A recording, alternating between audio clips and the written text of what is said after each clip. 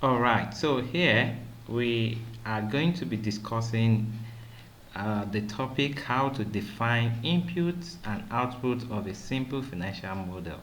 And so this is one of the fundamentals that is required when you are learning financial modeling.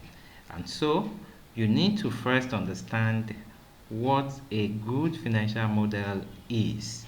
And it is not far-fetched to identify a good financial model.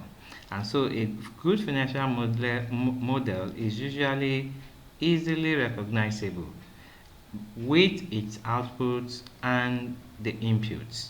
So where you see uh, a model defining its inputs, defining its calculations, defining its outputs, then it is a good model.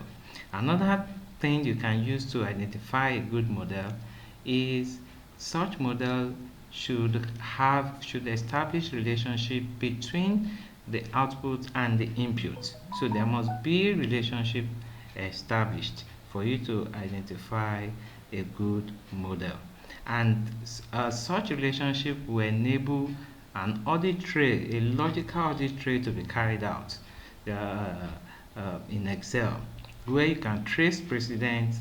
It can, you can carry out what and what is linking to what, you know. So that is a good model.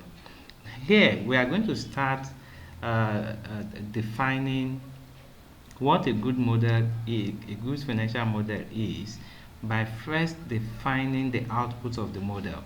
The output of the model is the first step in building a model. You need to you need to ask yourself, where what are we driving at? This model we are about to build, what problem are we solving? What is the solution we are giving out? And so defining the output is essential.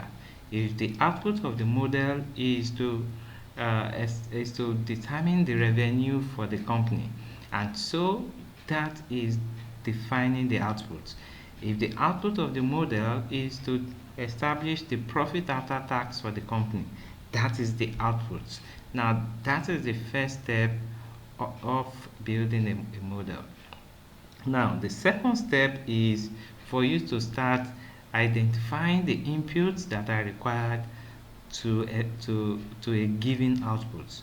What are the inputs that relate to these outputs?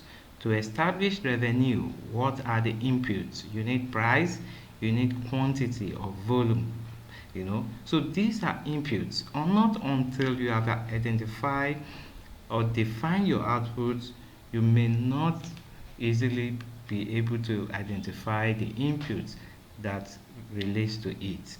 And so it is these inputs that are calculated together to arrive at the outputs. So this is the procedure of building a model.